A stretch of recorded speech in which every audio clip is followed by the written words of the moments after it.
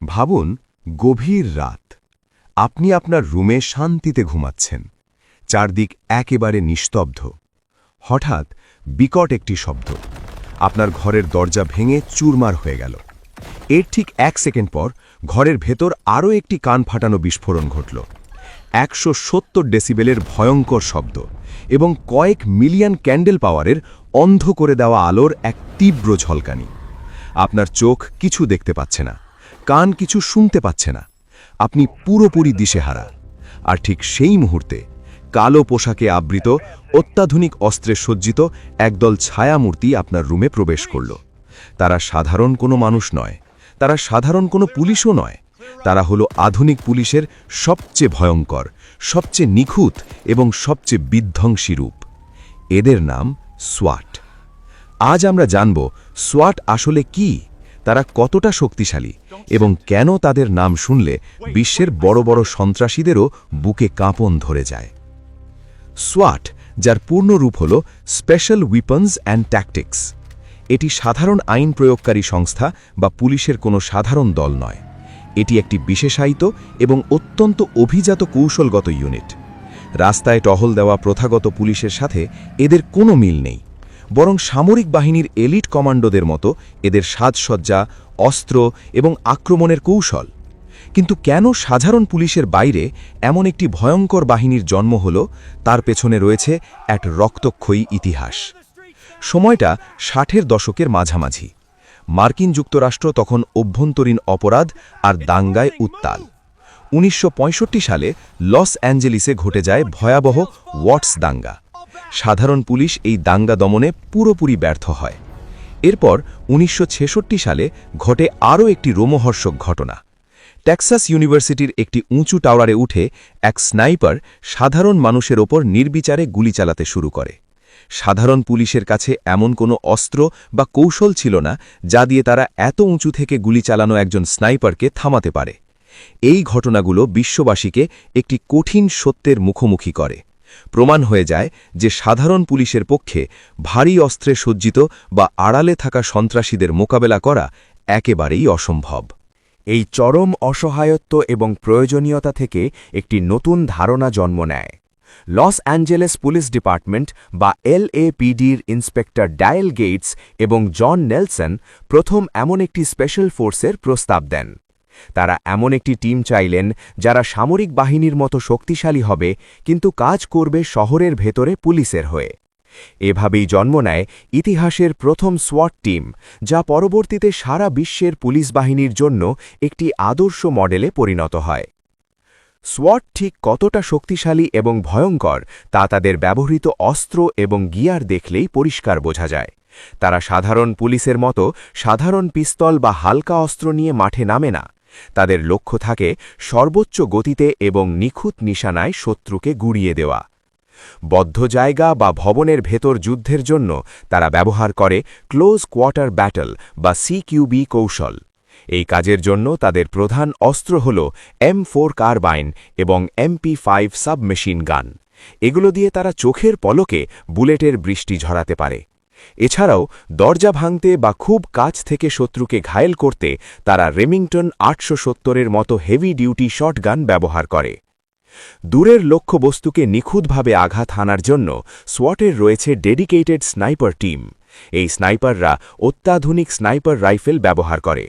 এই রাইফেলগুলো এতটাই নিখুঁত যে কয়েকশো মিটার দূর থেকেও সন্ত্রাসীর মাথার ঠিক মাঝখানে বুলেট আঘাত হানতে পারে। জিম্নি পরিস্থিতিতে যখন 1 ইঞ্চির ভুলও প্রাণঘাতী হতে পারে, তখন এই স্নাইপাররা চোখের পলকে সন্ত্রাসীর অস্তিত্ব শেষ করে দিতে পারে। নিজেদের সুরক্ষার জন্য তারা কোনো ছাড় করে না। তারা ব্যবহার করে লেভেল 4 বডি আর্মার। এই আর্মার এতটাই শক্তিশালী যে তা সাধারণ গুলি তো বটেই, এমনকি বর্মভেদী গুলি বা আর্মার পিয়ার্সিং রাউন্ডও আটকে দিতে পারে। মাথায় থাকে বুলেট প্রুফ ক্যাভলার হেলমেট। সামনের দিক থেকে ধেয়ে আসা গুলির হাত থেকে বাঁচতে তারা ব্যবহার করে ভারী ব্যালিস্টিক শিল্ড। আর রাতের আধারে বা অন্ধকারে শত্রুকে পরিষ্কার দেখার জন্য তাদের হেলমেটে লাগানো থাকে অত্যাধুনিক নাইট ভিশন গগলস। অপারেশনে যাওয়ার সময় সাধারণ পুলিশের গাড়িতে তারা যায় না। তারা ব্যবহার করে লেঙ্কো বিয়ারক্যাট বা MRAP এর মতো বিশাল সব আর্মার্ড ভেহিকল। এগুলো এক একটা চলন্ত দুর্গের মতো। এই গাড়িগুলো উচ্চ ক্ষমতার গুলি, গ্রেনেড, এমনকি আইইডি বা বোমার বিস্ফোরণও অনায়াসে রুখে দিতে সক্ষম। সোয়াটের সবচেয়ে রোমাঞ্চকর এবং কৌতূহলোদ্দীপক দিকটি হল তাদের ভবনে প্রবেশের কৌশল। সামরিক পরিভাষায় একে বলা হয় ডাইনামিক এন্ট্রি। এই কৌশল আক্ষরিক অর্থেই শত্রুর বুকে কাঁপন ধরিয়ে দেয়। যে কোনো ভবনে বা রুমে প্রবেশের আগে তারা সরাসরি আক্রমণ করে না, তারা প্রথমে চালায় চরম মনস্তাত্ত্বিক যুদ্ধ বা সাইকোলজিক্যাল ওয়ারফেয়ার। তারা দরজা ভাঙার জন্য মেকানিক্যাল র্যাম, শটগান ব্লিচিং বা নিয়ন্ত্রিত বিস্ফোরক ব্যবহার করে। দরজা ভাঙার ঠিক আগের মুহূর্তে তারা ভেতরে ছুড়ে মারে ফ্ল্যাশ ব্যাং গ্রেনেড।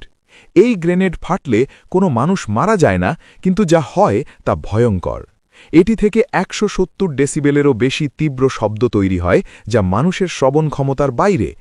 একই সাথে তৈরি হয় কয়েক মিলিয়ন ক্যান্ডেল পাওয়ারের আলোর ঝলকানি। এই বিস্ফোরণের ফলে ভেতরে থাকা সন্ত্রাসীরা কয়েক সেকেন্ডের জন্য সম্পূর্ণ দিগ্ভ্রান্ত হয়ে যায়। তারা সাময়িকভাবে অন্ধ এবং বধির হয়ে পড়ে। তাদের মস্তিষ্ক কাজ করা বন্ধ করে দেয়। আর ঠিক সেই কয়েক সেকেন্ডের ভগ্নাংশের মধ্যেই সোয়াট সদস্যরা ভেতরে ঢুকে পড়ে। চরম আগ্রাসী ভঙ্গিতে তারা পুরো পরিস্থিতি নিজেদের নিয়ন্ত্রণে নিয়ে নেয়। একটি সোয়াট টিম যখন কোনো রুমে ঢোকে, তখন তাদের নির্দিষ্ট ফরমেশন থাকে। টিমের একেবারে সামনে যে থাকে তাকে বলা হয় পয়েন্টম্যান। তার পেছনে থাকে ব্লিচার, যার দায়িত্ব হল যে কোনো বাধা ভেঙে ফেলা। তারা ফেটাল ফানেল বা মৃত্যু ফাঁদ নামের একটি কৌশল মেনে দরজার ফায়ারিং জোন পার হয় এবং ১ সেকেন্ডের ১০ ভাগের ১ ভাগ সময়ের মধ্যে ঘরের বিভিন্ন কোণায় পজিশন নিয়ে নেয়। শত্রু কিছু বুঝে ওঠার আগেই পুরো অপারেশন শেষ হয়ে যায়। এই বাহিনীর সদস্য হওয়া মোটেও সহজ কাজ নয়। এদের প্রশিক্ষণ প্রক্রিয়া সাধারণ মানুষের কল্পনার বাইরে। একটি সোয়াট টিমে যোগ দেওয়ার জন্য শারীরিক ও মানসিক উভয় পরীক্ষায় উত্তীর্ণ হতে হয়। এর ফেলিয়ার রেট বা অকৃতকার্য হওয়ার হার অনেক বেশি। প্রায় ৬০ থেকে ৭০ পাউন্ড ওজনের ভারী গিয়ার এবং অস্ত্র নিয়ে মাইলের পর মাইল দৌড়াতে হয়। চরম মানসিক চাপের মধ্যে কিভাবে সেকেন্ডের ভগ্নাংশে জীবনের সবচেয়ে বড় সিদ্ধান্তটি নিতে হয় তা তাদের শেখানো হয়। কারণ তাদের একটি ভুল সিদ্ধান্তে মারা যেতে পারে কোনো নিরীহ জিম্মি। ঐতিহাসিক প্রেক্ষাপট বিবেচনা করলে ১৯৭৪ সালের একটি ঘটনা বলতেই হয়। লস অ্যাঞ্জেলেসে সিম্বায়োনিজ লিবারেশন আর্মি বা SLA এর সাথে সোয়াটের এক ভয়াবহ গোলাগুলির ঘটনা ঘটে। এটিই ছিল টিভিতে সরাসরি সম্প্রচারিত হওয়া প্রথম সোয়াট অপারেশন। সেই অপারেশনে সোয়াট এবং সন্ত্রাসীদের মধ্যে প্রায় ৯,০০০ রাউন্ড গুলি বিনিময় হয়েছিল। এই ঘটনাটি সাধারণ মানুষের মনে সোয়াটের অবিশ্বাস্য ক্ষমতা সম্পর্কে এক বিশাল ধারণার জন্ম দেয়। এখন প্রশ্ন আসতে পারে, আমাদের বাংলাদেশে কি সোয়াট আছে? উত্তর হল হ্যাঁ। বাংলাদেশ পুলিশের কাঠামোর ভেতরেও এই ভয়ঙ্কর সুন্দর ও অত্যন্ত চৌকস বাহিনীর অস্তিত্ব রয়েছে। এরা দেশের অভ্যন্তরীণ নিরাপত্তার জন্য একটি বড় ঢাল হিসেবে কাজ করছে। ২০০৯ সালের ২৮শে ফেব্রুয়ারি ঢাকা মেট্রোপলিটন পুলিশের গোয়েন্দা শাখার অধীনে আনুষ্ঠানিকভাবে বাংলাদেশ সোয়াট গঠিত হয়। এই ইউনিটটিকে প্রস্তুত করার পেছনে সবচেয়ে বড় ভূমিকা রেখেছে মার্কিন যুক্তরাষ্ট্র। আমেরিকার অ্যান্টি টেরোরিজম অ্যাসিস্ট্যান্স বা ATA প্রোগ্রামের আওতায় এদের তৈরি করা হয়েছে। আমেরিকার স্পেশাল ফোর্সের সরাসরি তত্ত্বাবধানে এবং কঠোর প্রশিক্ষণের মাধ্যমে বাংলাদেশের সোয়াট সদস্যদের গড়ে তোলা হয়েছে। জিম্মি উদ্ধার, ভয়ঙ্কর সন্ত্রাসীদের গ্রেফতার, হাই রিস্ক ওয়ারেন্ট তামিল এবং যে কোনো বড় ধরনের সন্ত্রাসী হামলা বা জঙ্গিবাদ মোকাবিলার জন্য এদেরকে সর্বশেষ বিকল্প হিসেবে মোতায়েন করা হয়। ২০১৬ সালের হোলি আর্টিজান হামলার পরবর্তী পরিস্থিতি নিয়ন্ত্রণে সোয়াট বড় ভূমিকা রাখে। এরপর সিলেট, মৌলভীবাজার ও নারায়ণগঞ্জ সহ দেশের বিভিন্ন স্থানে অপারেশন হিট স্ট্রং ২৭ বা অপারেশন স্টর্ম ২৮-এর মতো ভয়ঙ্কর সব অ্যান্টি টেরোরিজম অপারেশনে সোয়াট তাদের অপরিহার্যতা এবং চরম সক্ষমতা প্রমাণ করেছে। তবে আধুনিক যুগে এই সোয়াটকে কেন্দ্র করে একটি অদ্ভুত এবং ভয়ঙ্কর সাইবার ক্রাইম গড়ে উঠেছে। বিশ্বজুড়ে এর নাম দেওয়া হয়েছে সোয়াটিং। এখানে হ্যাকাররা বা সাইবার অপরাধীরা পুলিশকে ভুয়ো এমার্জেন্সি কল করে। তারা এমনভাবে কল করে যেন মনে হয় কোনো একটি নির্দিষ্ট বাড়িতে খুন বা জিম্মির মতো ভয়ঙ্কর ঘটনা ঘটছে। এই ভুয়ো কল পেয়ে পুলিশ সেখানে ভারী অস্ত্রে সজ্জিত সোয়াট টিম পাঠিয়ে দেয়, কিন্তু দরজা ভেঙে ভেতরে যাওয়ার পর দেখা যায় বাড়িটিতে সম্পূর্ণ নিরপরাধ মানুষ বসবাস করছে। সোয়াট টিমের ধ্বংসাত্মক ক্ষমতা এবং তাদের আগ্রাসী প্রবেশের কারণে এই সোয়াটিং অনেক সময় চরম বিপদের কারণ হয়ে দাঁড়ায়। অনেক ক্ষেত্রে নিরপরাধ মানুষ আতঙ্কে ভুল পদক্ষেপ নেওয়ার কারণে সোয়াটের গুলিতে প্রাণও হারিয়েছে। প্রযুক্তি এবং পেশাদারিত্বের এই যুগে এটি একটি বড় চ্যালেঞ্জ হয়ে দাঁড়িয়েছে। এই ছিল আজকের ভিডিও ভালো লাগলে একটা সাবস্ক্রাইব করে রাখতে পারেন। এই চ্যানেলে নিয়মিত এই ধরনের ভিডিও আপলোড করা হয়। কারো কোনো বিষয় জানার থাকলে কমেন্ট করতে পারেন। আল্লাহ হাফেজ।